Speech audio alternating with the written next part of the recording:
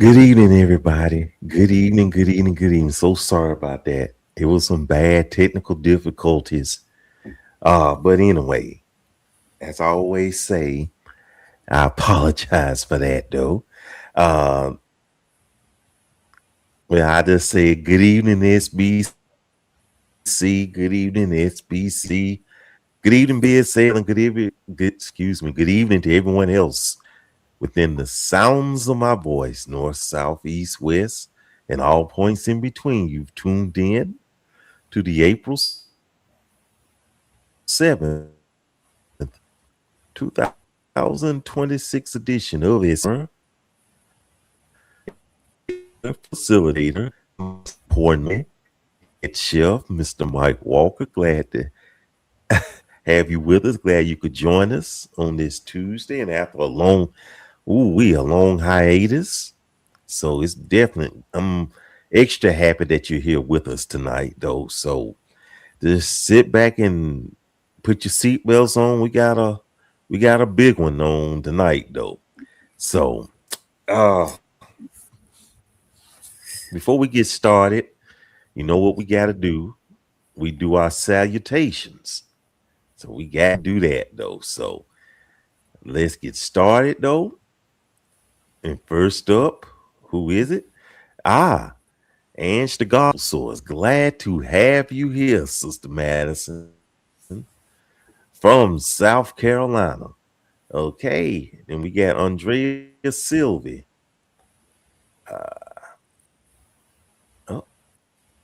Oh, uh, come on. From H Town. Hey, we got Minister Stanley.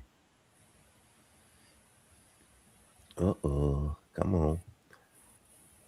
Minister Stanley here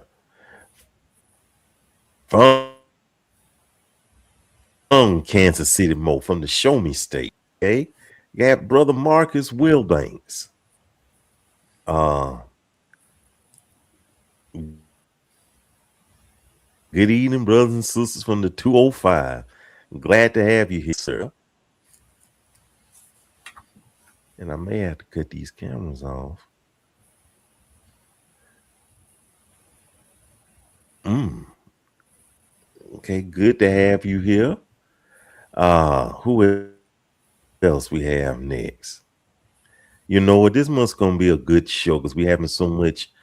StreamYard is giving me the Dickens tonight. So, oh man.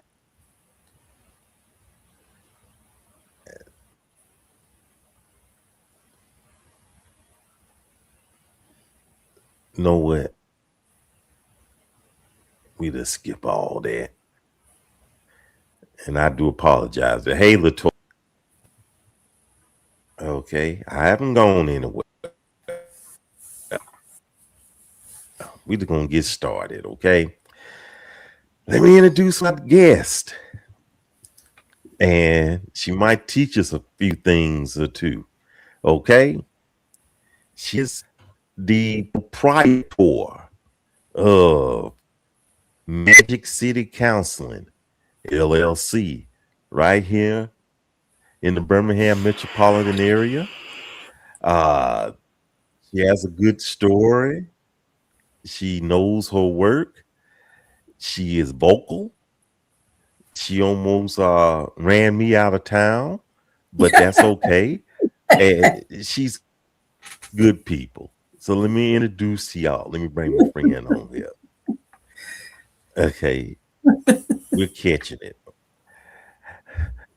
Sister Charnel Bizzle Barnett. How you doing, ma'am? Good evening, Brother Mike. How you doing? How everybody doing out there? I'm doing good. Hi, everybody. Yeah, y'all tell Sister Charnel hello. You know what to do? We might have to cut these cameras off Okay. because that's what's causing the lag. I think everything else will go great. You want to give Okay. that a try? Yes. Yes. Yeah, we just cut these cameras off. I hate that. They ain't my face in a long time though. So let's just see. Oh, ooh, okay. That might be better. You want to cut short? Well, I don't know if it's all right Yeah, with let you on me. your end, though. Yes, Is it's everything absolutely. okay? Audience, studio audience, is it lagging? Just let me know in the comment section because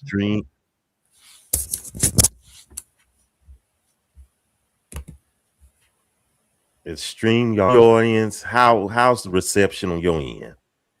Because we definitely trying to get the show together. Let me see if I can help you out. Okay, can you hear me, Charnel? Yes, can you hear me? I can hear you fantastic. I can hear you well as well. It's Yes. Okay. No, but we just had to just do it this way because I mm-hmm. know. Okay, and like Sister Madison said, yeah, Lord, let the technology work. This look like it's a good show, and it is. Lord. That's what always happens, though. Yeah, I'm doing well. It's better. Whew, okay, we just gonna just have to push. We're gonna have to push through it, and y'all pray while we work. Okay. Okay. Here we go. So tell the studio audience, Sister Charnel, about yourself. Absolutely. First of all, I want to say to you, Brother Mike, it's so wonderful for you to invite me on your show to speak with your audience about a topic that's so very important. Um, and I am honored to be here to share with you guys. But to speak directly to your question, I am a licensed professional counselor. And like you were already saying, Mm-hmm. I have a small private practice actually in Hoover. I mean, some people say Hoover, some people say Birmingham, but it's, in technically in Hoover. Yeah. Um, and Yes, what it's I in Hoover. Mm-hmm. primarily focus on is helping individuals. So I do individual counseling, I do relationship counseling with people who are married or in relationships. And I primarily focus on survivors of trauma. So that's all types of Mm-hmm. trauma, whether it's sexual trauma, whether it's physical trauma, whether it's combat veterans. So whomever experienced a traumatic event, and for some people who are living with PTSD, I do individual and family counseling with those people. I've been in the counseling field, not as a licensed professional counselor per se, but I've been around the counseling field for about 25 years and have worked with lots of survivors of trauma and people living with Mm. PTSD. And so I do it professionally and I also do that in ministry as well. Mm-hmm. Okay. Oops. Hold on. Okay. Okay. That is great. That is fantastic. Well, you ready to get this train started? I'm ready to get started, brother. I'm ready to get started. Okay. We're gonna get started with trauma. Well, and like I said, folks, even though the topic is relationship trauma, we're probably gonna, well, it ain't no probably, we will stray to other parts of trauma, Mhm. like sis said, physical, all the others. So just sit back, and if you have any questions, y'all, please Mhm. feel free to ask. Okay, Absolutely. please feel free to ask, studio audience. Please, though.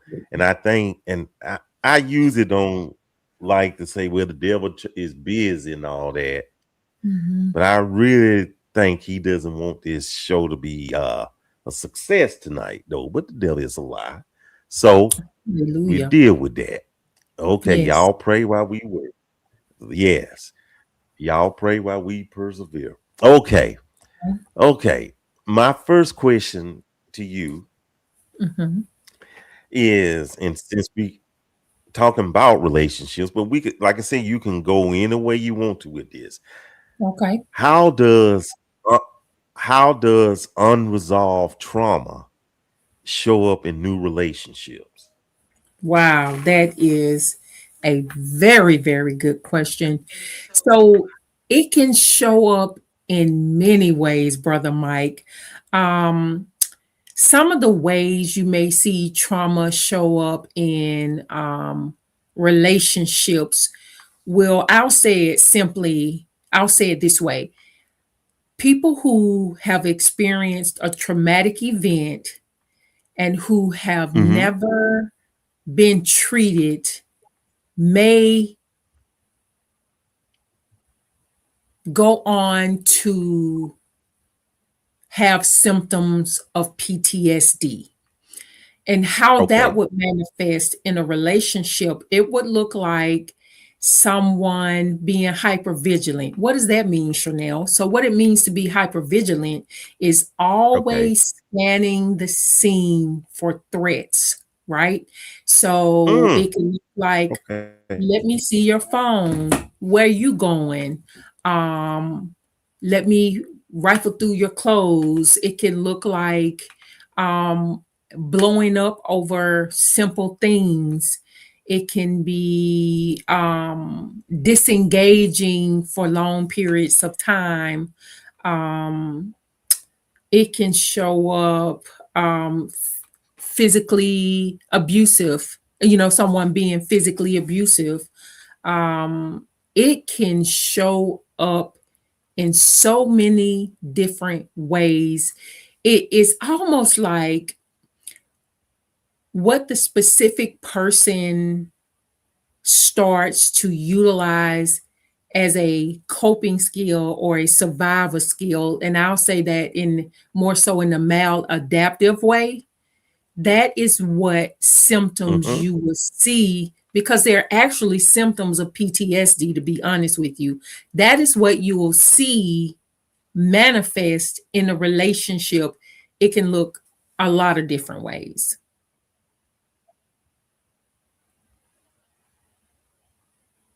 Mm. Okay. Now, when you go back to hyper vigilant, Mhm. now you said they are scanning the area. Mhm. Is that what you said? Yes, and so what I mean Oh, by area, and I'm go glad you ahead. brought that back up. I'm glad you brought that back up. So Mm-hmm. Mm-hmm. scanning for threats is more so like I'm looking for what you're going to do wrong. I'm looking for how you, not you per se, brother, but how someone is Mm-hmm. going to threaten my safety, right? And Mm-hmm. so Mm-hmm. that constant looking for something to go wrong, um, not Mm-hmm. only is that psychological, but it also shows up emotionally, right? So it's not just going to be someone paying attention to what's being done or what's being said or overthinking things excessively. It's going to be emotional explosions. It's going to be raging. It's going to be, for some people, completely shutting down and not engaging at all. So it can look Mm. very different for each individual person, to be honest with you. Mm. Okay. Well, wow. Okay. Um, the next question I have, Mm-hmm. okay, is uh why do, and this would in regards to trauma, Mm-hmm. uh what role does self-worth Mhm. play in staying in or leaving a traumatic relationship? And listen, that's definitely a loaded question. At I least think in your there's opinion. right, yeah. So I Okay. think that's definitely a loaded question because the dynamics of Mhm. abusive relationships are multifaceted. So, in for lack of better terms, in the Mhm. world of domestic violence, there's something called the cycle Yes. of violence, right? And most people have heard of the cycle of violence, how it starts off in the honeymoon stages, and then there's this kind of inching towards conflict, and then the conflict happens, and then the abuse happens, and then it, works its way back to the honeymoon stages, and it's like a vicious cycle. Now, those Yes. dynamics are completely separate from self-worth. It's hard to work on self-worth when you're actively in a abusive relationship. It's hard to attend to that because self-worth and the work that you have to put in to develop self-worth, whether you're redeveloping it or you're starting from scratch, depending on your background, the Mm. work that it takes to uncover, discover, put the work in to build or rebuild self worth cannot be done when you're constantly being wounded. It's very hard to do that kind of work. Mm. It's very hard to Mm. do that kind of work because when you're in survival mode, see, the thing is, brother, survival mode is only going to help you, like what we say. I'm from the South, and we use all types of phrases and terms for things, but to keep your head above water, i.e., survival, Yes. is different than the work that's needed for thrival, right? You're going to be surviving in an abusive relationship, and Mm. self-worth work and self-esteem work can only happen in thrival. Now, well, let me take that back. I wouldn't say it can only happen in thrival, but it will start to occur, or a person can start to work on themselves once they disengage from that consistent wounding, and then start working their way towards thrival. But that's a process in it of itself. Mm. So it's just two different types of work, and it's really difficult to constantly have someone beating and battering on your mind, body, and spirit, and try to do some self-worth work. They're totally separate.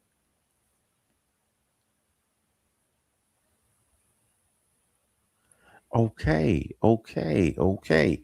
And could you give us a brief definition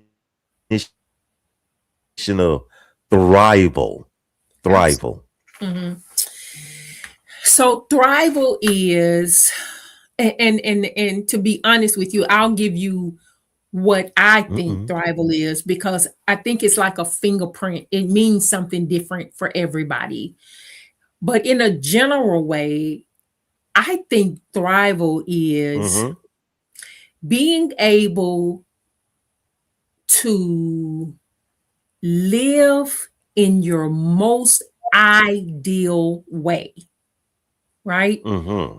So, Yes. not just to get through this moment, but ideally, Mm. how do I want my life to look financially? Ideally, how do I want my emotional life to be? Ideally, how do I want my thought life to be? Ideally, how do I want to show up in the world? Ideally, how do I want to engage people? So, all the aspects of self being at its optimal ability to function, and you can lay down at night and feel good about it, right?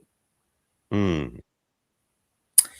um Yes. that, listen, brother, it even goes down to nutrition, right? So when I'm feeling good about myself and when I'm Mm, thriving, okay. I'm not eating things to tear my body down. There's a consciousness that happens when I'm thriving. It's almost like a switch is flipped, right? When I'm thriving, I might not want, and no offense to nobody who may eat this, I'm just saying, I'm speaking just from a just a just a just a quick reference, if you will. I might not want to go and get 8 pieces of fried chicken Okay. with a piece of pie on top of it, with some ice cream on top of it, with some French fries on the side. You know, I may Yeah. think about something less harmful. Now, again, no shade, Yes. nothing like that, but thrival pushes you towards your best decision making skills. Okay. Yeah, that's just kind of my take on it. I mean, what's your take on it, brother Okay. Mike? You know what? That's why I asked. I have never heard of the term thrival till you Mm-hmm. brought it up tonight, Mm-hmm. Mm-hmm. and that's Mm-hmm. why I wanted, and to get a better understanding of that. And I Mm-hmm. know it was different between survival Mm-hmm. and thrival. So I Mm-hmm. get that because I look at survival as, am I going to make it through this moment of abuse? Mm-hmm. Whereas Mm-hmm. thrival, I got to do more than survive. I got to get up out of here. I got to Absolutely. make it. Absolutely. Uh huh. Absolutely. Okay. Absolutely. Yeah, I agree that with that 100%. And thrival will help you see how toxic it is, how unacceptable it is, Mm, how wrong it is. Thrival will help you see it in a way that survival won't speak to. Survival, and it's not only going to be, am I going to make it? It's how I'm going to make it, right? How am I going to make it right, Terrellyn? Striving to survive. that Like is it correct. is striving to survive, being in a relationship. If I say abusive relationship, if I say this the wrong way, if my term is wrong, or if my tone is wrong, if I move the wrong way, if I stay gone from the Hmm. store, gone to the store too long, what is going to ignite Mm, the abuse in the relationship? And it's how I'm going to survive it. What am I going to mm. do? Yeah, it's a very hard space for someone to be in. Oh wow. Okay. That is definitely. That's definitely. Let me go now and again to the audience, to our live viewers. If you have Mhm. any questions, please let us know. Write it in the comments and we'll post the question. Mhm. And like we have a good question from Sister Erica, Minister Okay. Stanley. Is there a specific type of trauma therapy for someone who had an abusive relationship, particularly with a romantic partner? So, in terms of a specific category of trauma therapy or type of trauma therapy, I would say not necessarily, but in the trauma therapy, there is specific ways that the therapist would go about helping that person work through it, especially or particularly with a romantic partner, because along with that therapy, and let me just say this, Aries 82, that was a wonderful question. Very, very, very good question. Mm-hmm. Um, and particularly with a romantic partner, you're going to be looking at boundary setting. You're going to be looking at healthy relationships. The person will be looking at creating safety. So there's so many different things that go along in trauma therapy. And when I start trauma therapy with someone, I give them the straight up real talk about trauma therapy, because honestly, if a person has progressed to living with PTSD, that's a whole nother dynamic, because for most people, if they have been diagnosed or have the diagnostic criteria in terms of symptoms to be diagnosed with PTSD, for some people, many if Yes. not most, that's a lifelong healing journey. Mm. Trauma is wicked. Living with PTSD is hard, right? Um, it actually changes the brain circuitry. So if you have a healthy baby that's born, no type of neurological or cognitive issues, if that person at whatever level of development they are experience a traumatic event, and that traumatic event is not triage, meaning that person has support and safety, that person understands that it's not their fault, the person is engaged in resources in therapy, they could Mm-hmm. potentially not experience PTSD. But if those supports are not put in place and the person starts to live with PTSD, um, then you're talking about physiological changes, emotional changes, mental changes. Um, it impacts pretty much all areas of the person's life. So I said that to say, to get back to Air's 82 question, um, it trauma therapy would be the specific type of therapy for someone, but there is not per se a specific type of trauma therapy, if that makes sense. Mm-hmm. Specific type I of get you. work, specific type of work in the therapy session, but it wouldn't be like, categorized outside of just being trauma informed therapy. I hope I answered your question, Aries 82. Okay. Okay. Okay. Now, and that was a good answer right there. And she has another question. Another Okay, thing I think is a good question right here. very Here you good. go. How does Yeah. someone know if they have post traumatic stress disorder? Mm-hmm. So, what I try to do is tell people not to necessarily, obviously, diagnose themselves. But if they start to notice, and I'm just going to say, I'm not going to say it textbook, I'm just kind of going to break it down for everyday layman's term. So, hypervigilance was one Mm-hmm. of the things that we talked about. So, the brain gets stuck in fight or flight. So, that's what the hypervigilance come from, because the brain has become, it's on alert.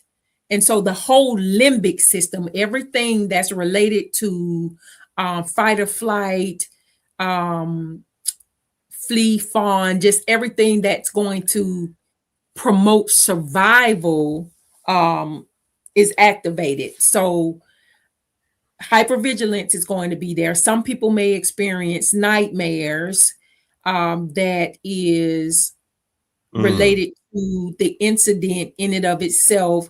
Some people may have intrusive thoughts where they're constantly um, having flashbacks or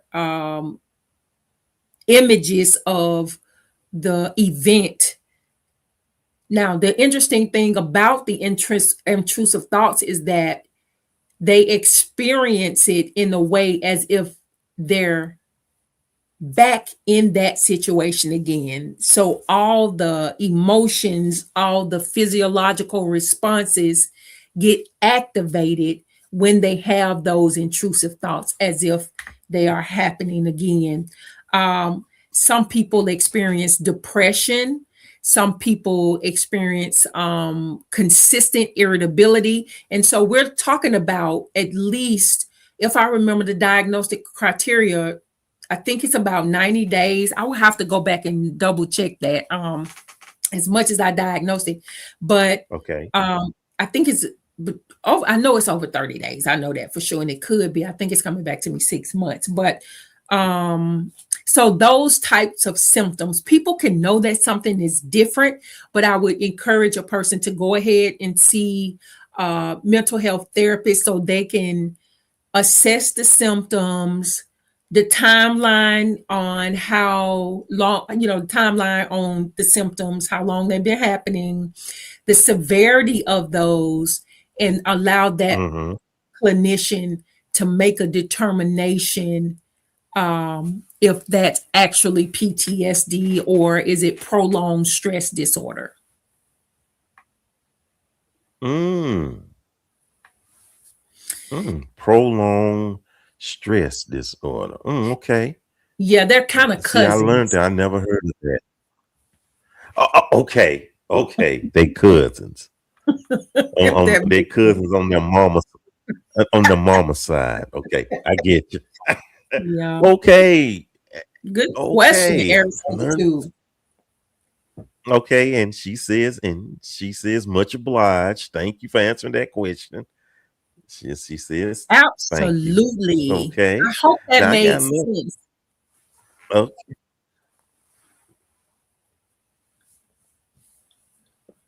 Okay, now Terrell Taylor, she has a good question. I'll Absolutely. post it right Can now. Can Mhm. triggers be controlled? Yes, what a wonderful question. You guys are on Okay. the money tonight. Absolutely. Triggers can definitely be controlled. Obviously, the person can identify, and I'd like to walk people through every trigger that they have, and not just Mm.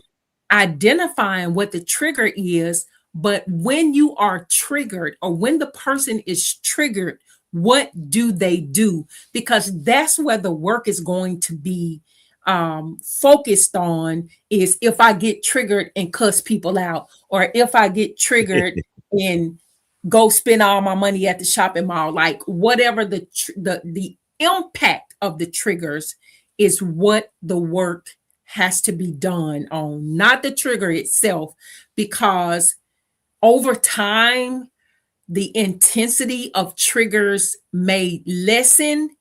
But if a person is living with PTSD, because the brain circuitry has been changed, the potential for triggers to activate someone could be there for quite some time. So, to answer your question directly, the impact of triggers can definitely be controlled or managed. Absolutely. Very good question, Miss Terrell. Okay, okay. Thank you so much, Terrell. Mhm. And up next, we have a big one from Marcus. Marcus Okay. Wilbur. Here we go. Emotional trauma has been a curse of mine.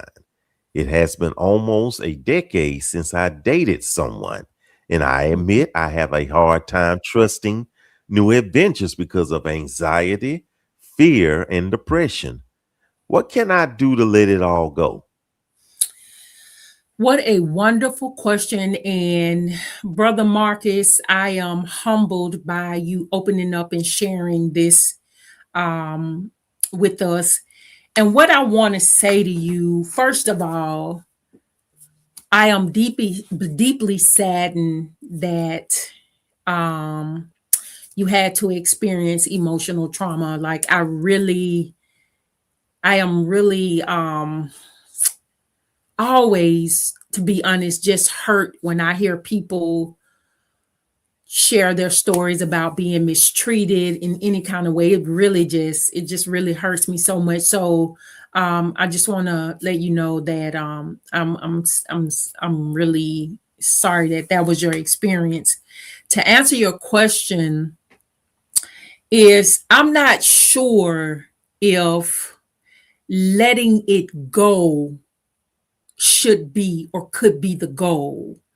Um, Mm, I think that with any adversity that we face, obviously, there's some very specific work that has to be done around that emotional trauma. There's some reframing, mm, meaning, when I say mental reframing, what I'm talking about is when we experience trauma, one thing I didn't say is that sometimes we see the world differently. And that's what our brother here is talking about, experiencing anxiety, fear, and depression. Um, we experience the world differently. We move more cautiously, and but through adversity, you get to take spiritual lessons, practical lessons from that adversity. So I wouldn't necessarily say that the goal would be to let it go. What I help people understand is that they have to work through it, because if you could have let it go, you would have already let it go by now. That's not what it takes.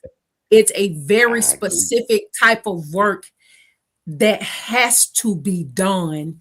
These things cannot be pressed down, pushed down, and we expect to heal from Mm, it. What mm, I mm, would mm, tenderly and humbly suggest is that if you're up to it, get a clinician to help you unpack those things. And unpacking it means you're going to have to bring it all the way back up to the top and be mm, able to feel those feelings with someone you feel safe with. Talk about it mm, till you can't talk about it anymore, till it starts to lose its power, and then have some very specific, what we call coping skills to combat the anxiety, the fear. All those things need to be unpacked with someone, and a reframing, a mental reframing, how you see it, how it impacts you, because that's what you'll be doing the work on. So let the goal be, who can I trust to unpack these things with and put mhm, some very specific work, coping skills, the way I view what happened to me. This too, I didn't say this, and I don't know if you guys ever heard this, but it's very important in Marcus's question: post traumatic growth. Post mm, traumatic growth. So, can you take something from this emotional trauma to rebuild, renew, and restore yourself? And how can you use what you learn to help the mm, next brother and sister? mm. I hope I answered your question, Brother Marcus. And if I didn't, shoot me another one. Because sometimes I'll start talking and I might veer off a little bit. Okay. Well, okay. That was a good. I enjoyed the answer. you know. Okay. And we have Erica again. Okay. And she has a. Ooh, she got a. Here we go. She asks, Okay. As soon as it pops up. Here we go. Do you did it pop up? Do you believe that a lot of African Americans have more sensitivity due to a lot of what we have experienced and do regularly in culture? Why don't we want to address them within the community? Yeah, Eric's like that is a powerful, powerful question. And so this question here is definitely historical. And there's part of the answer is historical. And I'll start with the first piece. Okay. Do I believe that a lot of African Americans have more sensitivity due to a lot of what we've experienced and do regularly in culture?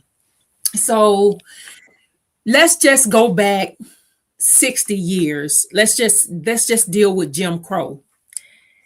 It was not smart during those times to deal with emotions. If a racist person spit in your face, you better know how to push those emotions down or you're going to die. And that's just 60 years ago. So the level of collective trauma that African Americans have experienced, there's no manual for it because no other person or group of people on the planet Earth have ever experienced what African American. It's very, very unique.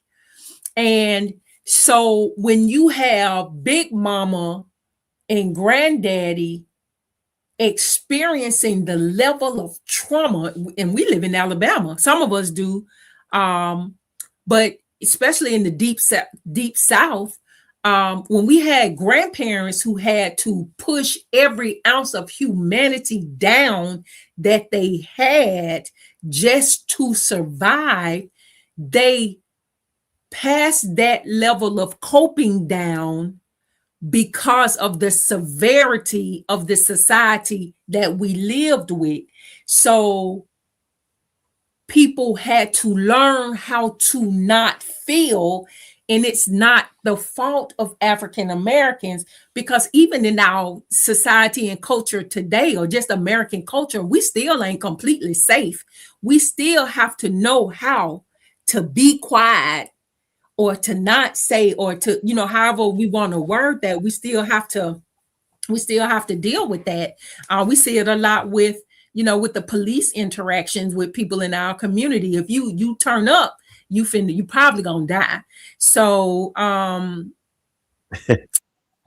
think that because still speaking to the first part of the question, I think because our experience as African Americans in this country is so unique, that who's gonna teach us how to deal with systemic racism and all those different types of things? That's not something we learn in school. So there may be somewhat of a sensitivity, because if you don't deal with that level of trauma, or you're dealing with that level of trauma, you're not going to be the same. You're going to be a very different person. And so for the second question, why don't we want to address them within our community? And I kind of spoke to that, but let me go back to the early parts of mental health. There was a time when insane asylums and mental health hospitals would, for whatever reason, take an African American person and put them in a insane asylum, and they would probably stay there until they pass away. They were never let go. And so it wasn't advantageous for Black people to seek mental health care, because number one, they was doing a lot of experimenting on Blacks. Number one. Number two, if you went to an insane asylum, you were never getting out. Um, you would never see your family again. And so if you shared, you had any kind of, for lack of a better term, issues, they'll take your kids. We see that with Malcolm X's mother. Malcolm X's mother was sent to the insane asylum for 26 years. So it's more historical. And we have, as a people, have to get to a point where we feel safe in the medical community. The medical community has not been kind to the African American community. So it's not something that we're inherently, or, like there's some inherent problem with who we are. We're just reacting and responding to a system that has been excessively cruel in so many ways. So we're testing the water now. Is it okay to do therapy? People, African Americans are starting to warm up. The majority of the people that come and see me in my practice are African American men and women.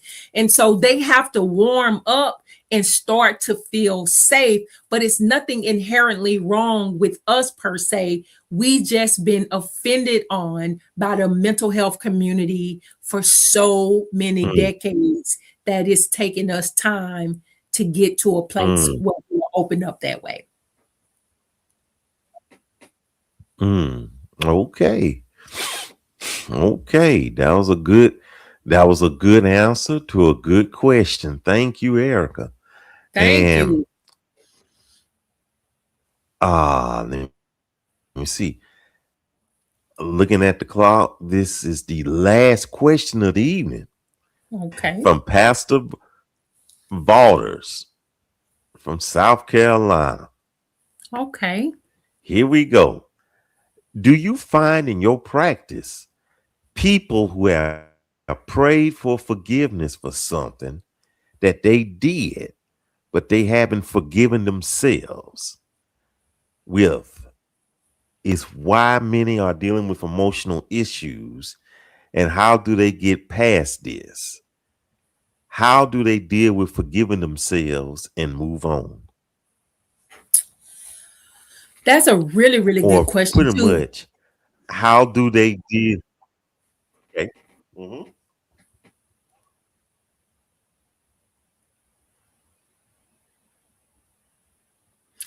Go Okay. ahead, Mike. You were saying something, brother Mike. Go ahead. Oh no, I was going to just read that last one. This pretty much, how do they get past that? How do they deal with forgiving themselves and move on? I was just reiterating. That's all. Oh, okay, yeah. So that's a really good question. So,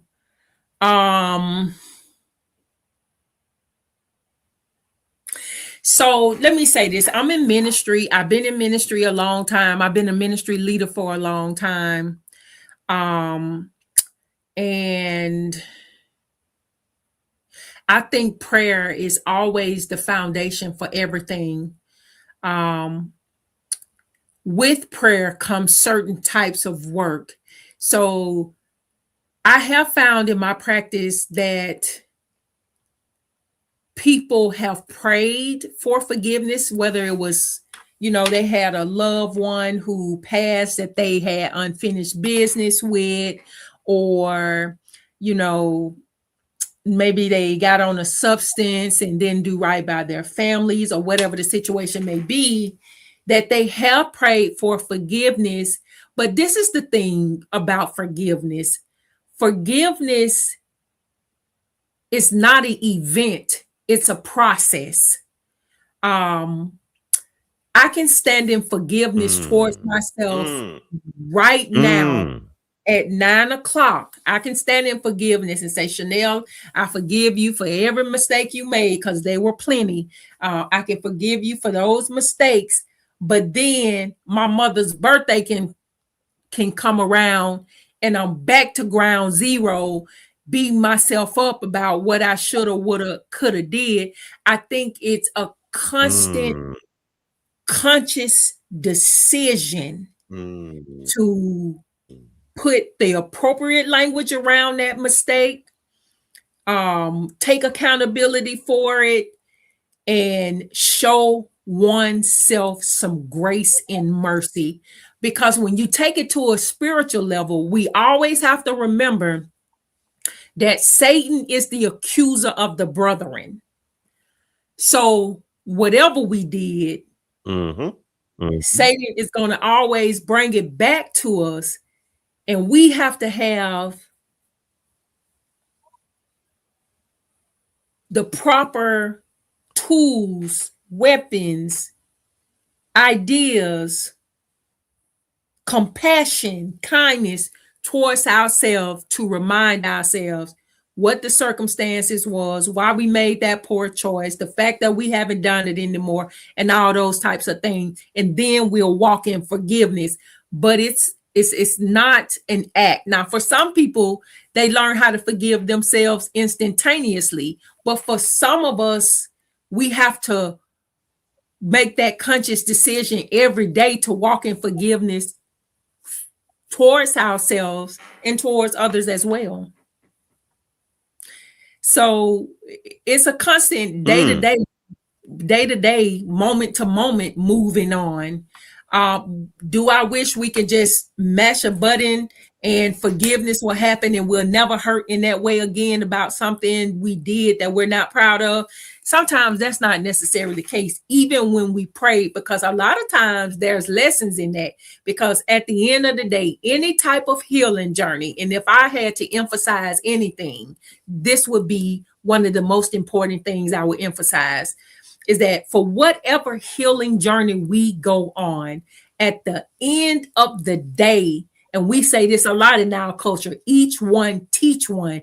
We have to take the lessons that we Mm. learn and help other people with it. That's what it ends up being all about, is us getting to where we need to be, making sure those things are solidified, and making sure we share it with someone else. Because guess what, y'all? There are so many hurting people in this world.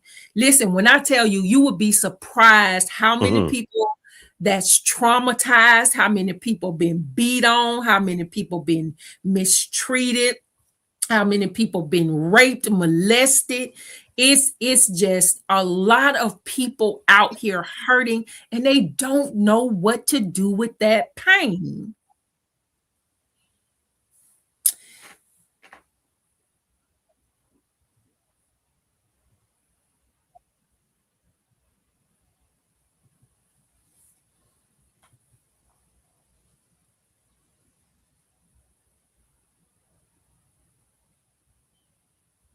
It's a Mm. lot. Okay. Um, Pastor, did I answer Okay. your Thank question? you. Very.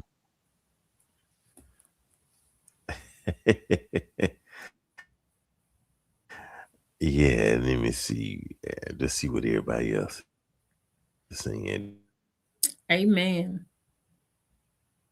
D. Giles and uh, Sonia says exactly. So they definitely agree. And Pastor Reggie says, yes, thank you. You did. Okay, You Pastor. answered the question. So that's, yeah. Okay. Well, Chanel, we out of time. All right. We are out of time. Do you have any closing thoughts and remarks? Yeah, I just want to say to everybody who's listening, and that the information, if you learned anything tonight, now you have a mandate to share. And I think it just seems like to me the people on this um on tonight are people that care and people who want to serve and help others just by showing up. You know what I mean? Just wanting to get that information. So I want to say to you guys, um, healing is possible. I am a survivor of trauma myself. And as a matter of fact, I don't even say survivor anymore. I've been out of survival for a long time. I am actually been thriving for many, many, many Mm, years. Um, but listen, um, if you know someone who needs that support, help them get into care, help them get a trauma informed therapist to help them work through trauma or PTSD. It doesn't matter if it was 50 years ago, if it's impacting their life, help them get care. And if you are mm, in Alabama and you would like to get some support for someone, you are more than mm, welcome mm, to reach out to me. Um, Again, Mike told you guys earlier, but my practice mm, is in Hoover and it's called Magic City Counseling. I have um, space and time to sit with anybody who's hurting. This is not just a job that I do, it's actually my calling. So, you guys, please feel free to reach out to Magic City Counseling. You can email me at Magic City Counseling, all low caps, all one word, at gmail.com. Or you can give me a call at 205 276 7279. Even if you just have questions, y'all reach out. Like, I am you guys' sister in healing, and it's my responsibility to make sure that the information is disseminated. So again, my email address is all one word, all low caps, Magic City Counseling at gmail.com.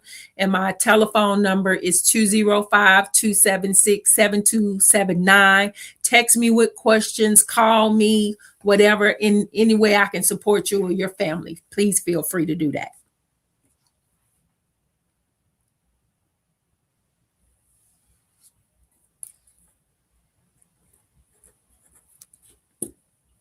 favor, family.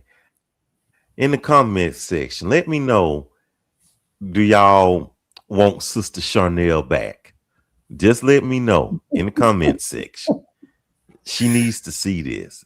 Let us know and let her know how You much you helped her. She has helped y'all. Thank you, Charnel. Look, Yvonne Rice. That's but you welcome, Miss y'all let her Yvonne. know. Yeah, Andrea. Thank you, Andrea. Okay. Yeah, she said yeah. Oh, Okay. Oh thank yeah, yeah. They coming you, in too. Miss Terlin. Tara Thank you, Lynn. Yes. Terlin. Sorry. Okay, I'm trying to get the AB from Canada. From Canada. She's from Canada. AB. She said Wow. yes. Yes. Oh, Okay. that's so kind. You Pastor guys are Reginald so said yes, bring her back. kind. You Okay. welcome, Miss D. Awesome. D Giles from Georgia. You welcome, Miss D. Yes. Yes. They said, yeah. Tara Lynn says yes. Erica says, if you see Erica. Yeah, thing is we're gonna have this fixed next time. Yes, please come back another time. There's Okay, Erica. Erica. Yes. Yes. Thank Yes. you, Erica. Thank you, Okay. Brother Marcus. I Oh, will. Marcus. Marcus said, please come back real soon. Okay. And here Biscuit. She definitely said yes indeed. Okay, Yes. Renee. Thank you, Miss Renee.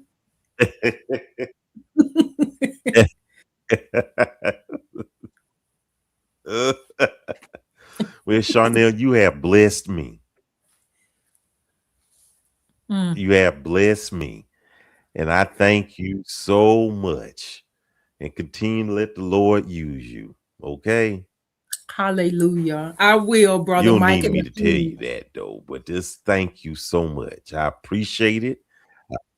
I love you, and just continue doing the work. And to everybody else, y'all be good to each other. Take care. Stay safe. Stay vigilant. You know, this world crazy these days. So, be careful of your surroundings. Love on each other. Be good to next time. And on everybody.